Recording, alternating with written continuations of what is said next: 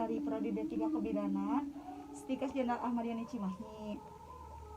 Ibu, saya ingin bertanya-tanya seputar tanda-tanda bahaya nifas dan ingin sedikit menjelaskan Ibu.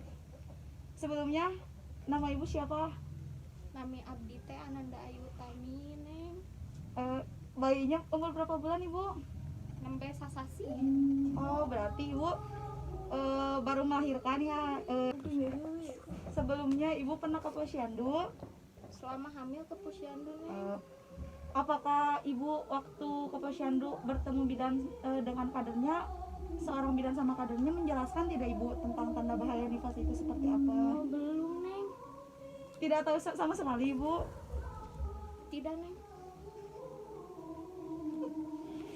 Nah, di sini itu Bu, masa nifas itu terjadi sekitar 4 sampai 6 minggu pasca melahirkan ya Ibu.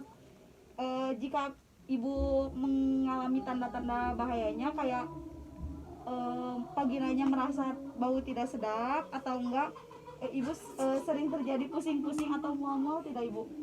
Oh, alhamdulillah tidak ya, Neng ya. Nah, Ibu itu harus waspada jika terjadi hal-hal seperti itu. Tanda-tanda bahaya nifas yang pertama itu Ibu ada perdarahan yang berlebihan. Nah, sangat wajar jika terjadi perdarahan pada saat pasca nifas ya Ibu. Tetapi jika perdarahannya yang berlebihan itu sangat berbahaya bagi kesehatan Ibu sama dari bayinya.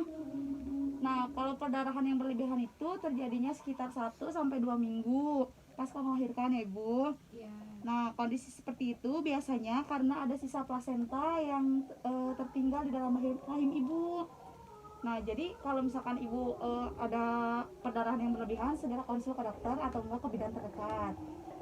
Yang kedua itu ada infeksi saluran rahim Ibu. Ibu pernah mendengarnya tidak? Pernah, cuman saya tidak tahu lebih jelas ya. Di sini saya akan menjelaskan sedikit ya Ibu. Normalnya plasenta yang dari dinding rahim itu keluar dari vagina itu sekitar 10 sampai 2 menit ya Ibu. Terus tertinggalnya sisa plasenta di dalam rahim pasca melahirkan itu disebut retainid plasenta Ibu. Terus gejala yang dialami jika terjadi infeksi rahim itu seperti demam yang tinggi, terus denyut jantung Ibu yang tidak normal, sakit di area perut bagian bawah. Ibu pernah mengalaminya?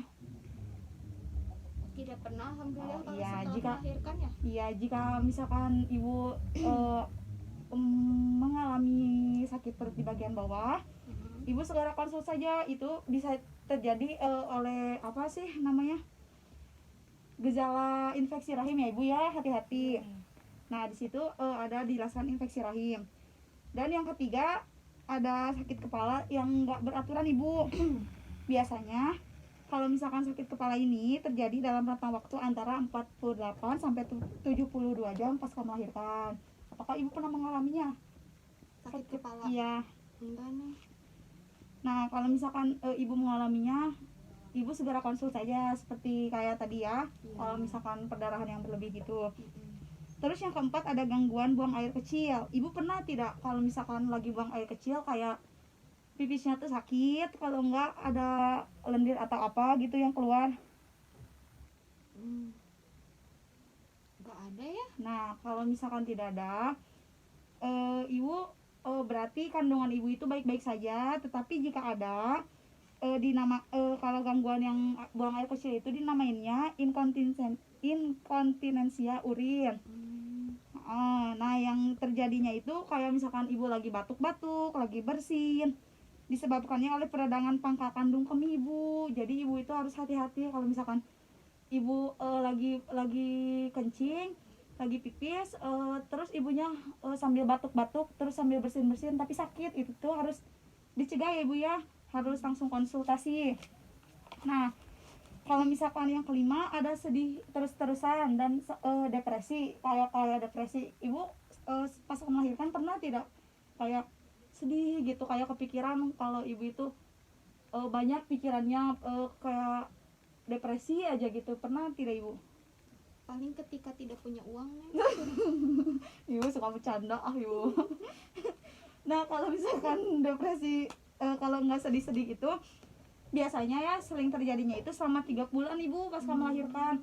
Nah, kalau misalkan Di 3 bulan pertama itu ibu sering mengalami sedih, depresi. Ibu harus berhati-hati karena itu merupakan infeksi pada saat ibu melahirkan itu. Jadi ibu harus sering-sering konsul ke psikolog, kalau nggak ke siapalah, ke bidan konseling gitu ibu. Iya. Nah yang keenam itu ada sesak napas dan nyeri pada bagian dada ya ibu. Ibu pernah mengalaminya sesak Tidak napas pernah. setelah melahirkan? Tidak. Nah kalau misalkan ibu pernah, dinamainnya emboli paru ibu, yaitu terjadi ketika aliran darah di paru-paru ibu itu tersumbat. Jadi ibu itu nanti misalkan kalau misalkan si dede bayinya udah gede, udah mulai gede gitu ya bu, ibu itu mengalami sesak nafas atau nyeri dada, itu jangan didemin ya ibu. Iya. Harus segera konsul, kalau enggak minum obat dulu. Nah yang terakhir ini ada nyeri dan bengkak di betis, ibu pernah mengalaminya? Enggak, alhamdulillah. Oh iya bagus, berarti ibu sehat-sehat aja ya dari awal sampai akhir itu nggak ada kondisinya baik-baik aja. Mm-mm. Nah kalau misalkan ada nyeri sama di bagian betis itu terjadi karena penggumpalan darah di dalam tubuh yang berpindah ke tubuh lain ibu. Jadi misalkan aliran darah yang harusnya ke dalam betis tapi malah ke tangan, Mm-mm. tapi malah kemana gitu bu ya. Ibu itu harus hati-hati sebenarnya. Itu juga termasuk bahaya dari ibu dari tanda bahayanya nifas ya ibu ya. Jadi sekarang menurut saya kondisi ibu itu sangat baik setelah saya wawancara dari awal sampai akhir. Iya. Tetapi ibu juga harus berhati-hati ya ibu kalau misalkan ada apa-apa tentang yang tadi sudah saya jelaskan satu persatu. Kalau misalkan tanda-tanda bahayanya itu sudah ibu rasakan, kayak sakit kepala sedikit juga, ibu itu harus berkonsultasi ya ibu ya. Iya. Soalnya ibu melahirkan baru 1 bulan kan. Nah ibu itu harus sering-sering lah berkomunikasi dengan bidan terdekat, kalau enggak rekan-rekan kerja yang bekerja di kesehatan ya ibu ya. Iya.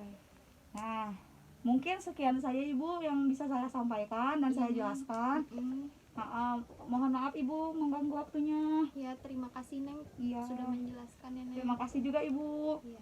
Saya pamit ibu. Wassalamualaikum. Waalaikumsalam.